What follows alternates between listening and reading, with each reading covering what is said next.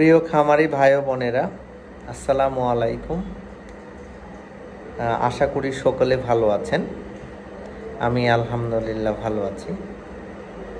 আমি লাস্ট এপিসোডে আপনাদের সাথে আমি ওয়াটার, এনার্জি এবং বডি কন্ডিশন স্কোর নিয়ে কথা বলেছিলাম, যে আসলে এনার্জিটা কিভাবে দিতে হবে, কি খাবারের মধ্যে কতটুকু দিতে হবে, কিভাবে ক্যালকুলেশন করতে হবে, কিভাবে ক্যালকুলেশন করে আপনার এনার্জিটা দিতে হবে, এই বিষয় নিয়ে কিন্তু আমি লাস্ট এপিসোডে কথা বলেছি।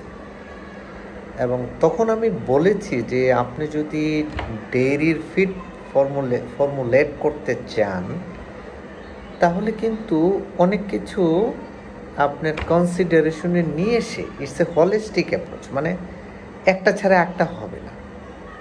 তো এটা একটা হলিস্টিক অ্যাপ্রোচ। তো এই অ্যাপ্রোচ সম্বন্ধে আপনাদের কিছু হলো ধারণা থাকতে হবে।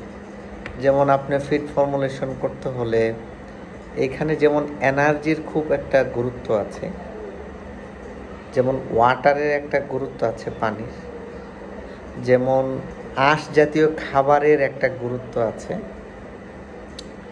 তেমনি প্রোটিন কিন্তু একটা খুব ভালো রোল প্লে করে আপনার ফিড ফর্মুলেশনের জন্য। সেহেতু প্রোটিন নিয়ে একটা আমার সাথে যারা কাজ করেন এবং আমার ভিডিওগুলো যারা দেখেন, প্রোটিন নিয়ে তাদের একটা ধারণা দেওয়া দরকার, যে যেমন কি ধরনের প্রোটিন আছে এবং কত পার্সেন্ট প্রোটিন কোন স্টেজে দিতে হয়, এবং দুধ প্রোডাকশন কি হলে কি পরিমাণে প্রোটিন দিতে হয়, এবং এই জিনিসগুলা কোথায় আছে এবং কিভাবে এগুলা ফর্মুলেট করা লাগে, এই বিষয়গুলা কিন্তু আমার খামারিদের ক্লিয়ার পরিষ্কার ধারণা থাকা দরকার, যাতে একজন খামারি যখন তার ডেইরি অ্যানিমেলের জন্য খাবার তৈরি করবে, তখন যেন সে এই জিনিসগুলো মাথায় রেখে তার খাবারটা তৈরি করে। যখন আপনারা এই ধারণাগুলো ক্লিয়ার হবেন, তখন কিন্তু আমি যখন রেশন ফর্মুলেট করব ফর ডেইরি অ্যানিমেলের জন্য, তখন কিন্তু আপনাদের আর কোনো প্রশ্ন থাকবে না। হ্যাঁ, এটা তো এটা ইউজ করছে, এটার ফাংশন তো এটা যে এটা ইউজ করছে, এটার ফাংশন কিন্তু এটা। তো প্রত্যেকটা স্টেজেই কিন্তু এগুলো চেঞ্জ হয়। যেমন আর্লি ল্যাকটেশনে আপনার একরকম হবে, মিড ল্যাকটেশনে আপনার একরকম ফর্মুলেশন হবে, লেট ল্যাকটেশনে আপনার এক ধরনের ফর্মুলেশন হবে, এবং ড্রাই অ্যানিমেলের জন্য এক ধরনের ফর্মুলেশন হবে, আবার হেইফারদের জন্য এক ধরনের ফর্মুলেশন হবে। সেহেতু ডেইরিটা কিন্তু একটু কমপ্লিকেটেড। আপনি যত ভিডিও দেখবেন যত ইউটিউবার আছে, সব খালি ফ্যাটেনিং নিয়ে কথা বলে, ডেইরি নিয়ে কিন্তু কথা বলাটা টাফ, কারণ এর জন্য তার নলেজ লাগবে। যারা এই বিষয়ে কাজ করে তারাই শুধু ডেইরি সম্বন্ধে কথা বলতে পারবে। তো সেহেতু আমি আজকে আপনাদের সাথে প্রোটিন নিয়ে কিছু ইনফরমেশন শেয়ার করব।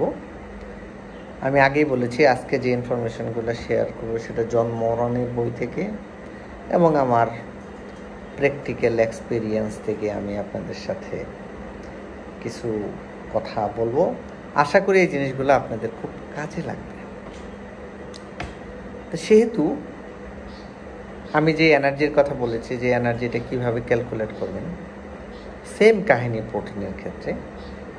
তো প্রোটিন যখন আপনি ক্যালকুলেশন করবেন, তখন এটা ডিপেন্ড করে থাকে অ্যানিমেলের সাইজের উপর। তাহলে অবশ্যই এখানে আপনার অ্যানিমেলের ওজন লাগবে, সে কতটুকু মিল্ক দিচ্ছে এটা লাগবে, এবং তার ভিতরে কোনো বাচ্চা আছে কিনা, বা স্টেজ অফ প্রেগনেন্সি বলে একে। এই জিনিসগুলোকে বিবেচনা করে আগে প্রোটিন ক্যালকুলেশন করে নিতে হবে যে আমার এই অ্যানিমেলের এতটুকু প্রোটিন লাগবে। এটাকে আপনি প্রথমেই ক্যালকুলেট করে নিতে হবে যে আজকে আমার এই অ্যানিমেলের 10 লিটার দুধ দিচ্ছে, তার বডি ওয়েট 350 কেজি এবং তার পেটে ধরেন 4 মাস হলো বাচ্চা আছে,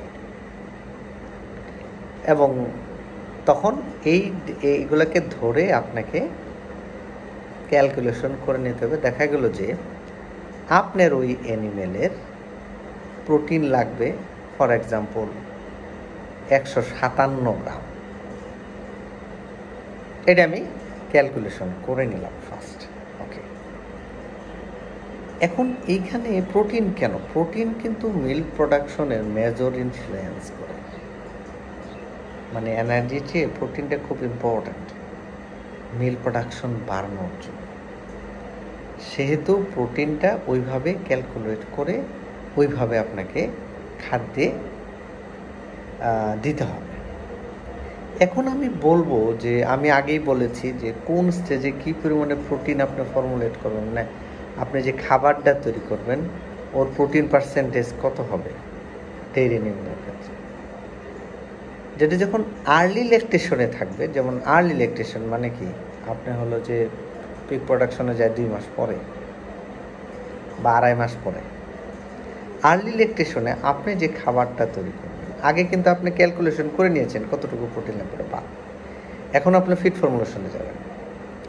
ফিড ফর্মুলেশনে যাওয়ার পরে দেখা যাবে যে আর্লি ল্যাকটেশনে আপনি যে খাবারটা তৈরি করবেন তার প্রোটিন রিকোয়ারমেন্ট হবে, মানে তার ক্রুড প্রোটিন রিকোয়ারমেন্ট হলো 16 থেকে 18%। 16 থেকে 18%। মিড ল্যাকটেশনে যাবেন 14 থেকে 16%। যখন লেট ল্যাকটেশনে যাবেন 12 থেকে 14%। যখন ড্রাই হয়ে যাবে তখন হলো 10 থেকে 12% প্রোটিন, ক্রুড প্রোটিন রিকোয়ারমেন্ট। মানে হলো কি ওই অ্যানিমেলের ক্রুড প্রোটিন রিকোয়ারমেন্ট হলে এত পার্সেন্ট। আমি কি বোঝাইতে পারছি? আচ্ছা, এটা যাওয়ার পরে আমরা কিন্তু আগে আপনাকে আমি বলেছিলাম কি না যে প্রোটিনকে যদি আমরা ভাঙি 3 ধরনের প্রোটিন আছে। একটা হলো rumen degradable protein, rumen undegradable dietary protein, আর একটা হলো নন প্রোটিন নাইট্রোজেন, বা আপনাকে এটাকে বলে আমরা ট্রু প্রোটিন। রুমেন ডিগ্রেডেবল প্রোটিনটা আসলে কি? রুমেন ডিগ্রেডেবল প্রোটিনটা হলো যে আপনি যে খাবার দিচ্ছেন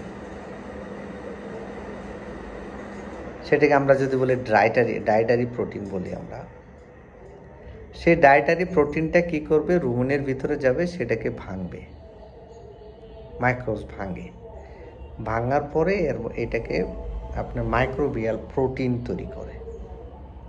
সেই মাইক্রোবিয়াল প্রোটিনটা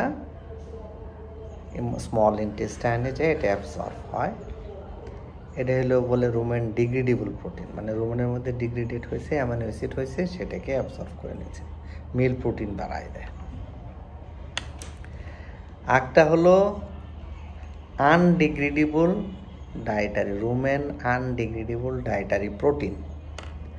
এটা হলো যে আপনি এমন ধরনের প্রোটিন দিবেন, ইনট্যাক হাই কোয়ালিটি প্রোটিন, যেটা আপনার রুমেনের মধ্যে ডিগ্রেডেবল হবে না, মানে ভাঙবে না, সেটা ফোর্সের মাধ্যমে স্মল ইন্টেস্টাইনে চলে যাবে, সেইখানে যে এটা ভাঙবে এবং সেটা খুব ইফেক্টিভ।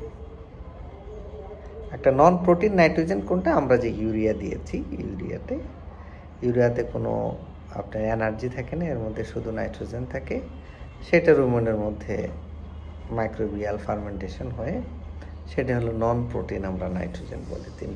তাহলে 3 সোর্স অফ প্রোটিন আমরা অ্যানিমেলকে দিব। আচ্ছা, এখন কোন সময় কোন প্রোটিনগুলো দিব, দিস ইজ ভেরি ইম্পর্ট্যান্ট। আচ্ছা, যে অ্যানিমেলগুলা আপনার ধরেন যে 12 লিটার দুধ দিচ্ছে, 12 litre or less than 12 litre, যখন আপনার দুধ দিব, no need to use any rumen undegradable dietary protein. তাহলে ওই অ্যানিমেলগুলাতে আপনার এই নন ডায়েটারি ডিগ্রেডেবল প্রোটিন দেওয়ার কোনো দরকার নাই। আপনি এমনি রেশন ফর্মুলেশন করে আপনি অ্যানিমেলকে দিয়ে দিবেন, দ্যাটস এনাফ।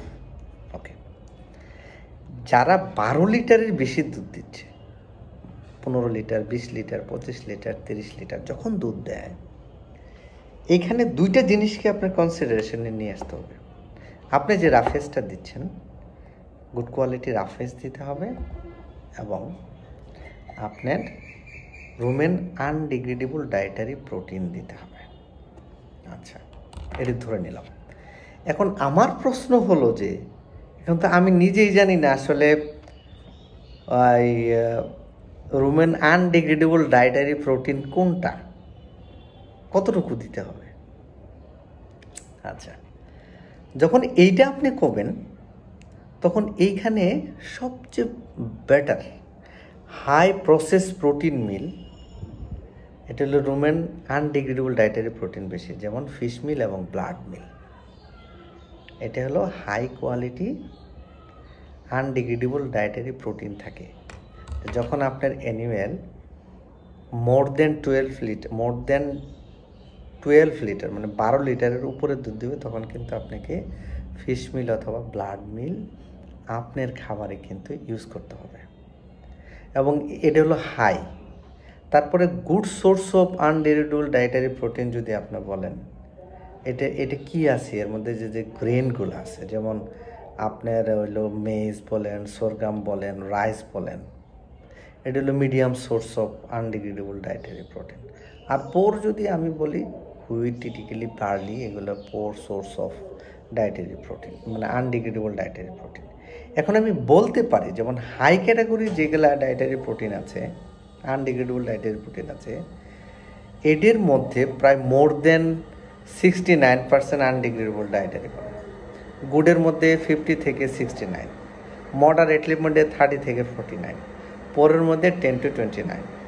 তো আমাকে যখন একটা অ্যানিমেল হাই কোয়ালিটির মানে মোর দেন 20 লিটার্স দুধ দিচ্ছে, অফকোর্স আমাকে কিন্তু আনডিগ্রেডেবল ডায়েটারি প্রোটিন অ্যাড করতে হবে, ফিশ মিল অথবা ব্লাড মিল। আমার কিন্তু আমি আনডিগ্রেডেবল ডায়েটারি, আর যেটা ডিগ্রেডেবল ডায়েটারি প্রোটিন তো আমি বলেছি, সেটা আমরা কি করব, সেটা আমরা ডায়েটের থেকেই আমরা পেয়ে যাব।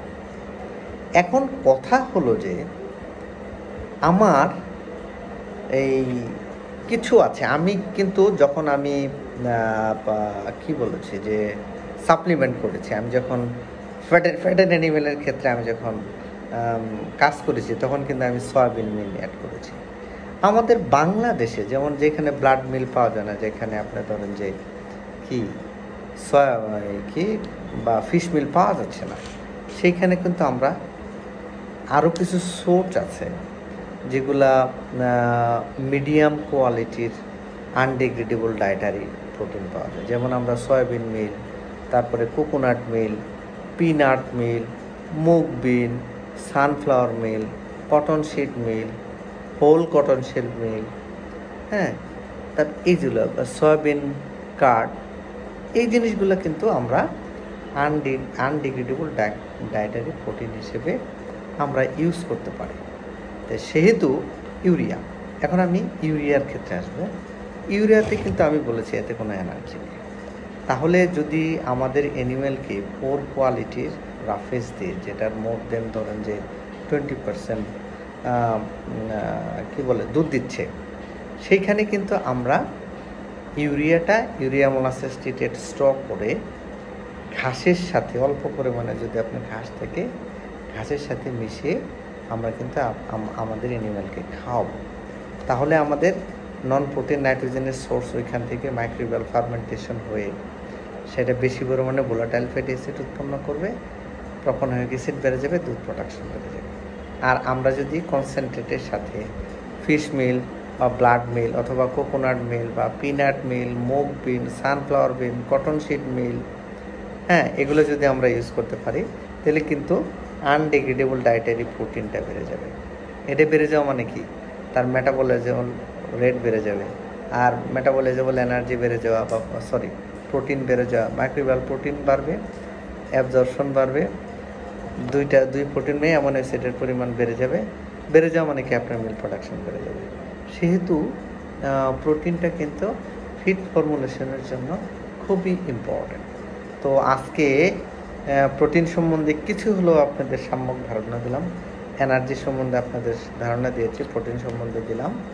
তারপরে আমরা ফাইবার নিয়ে কথা বলবো।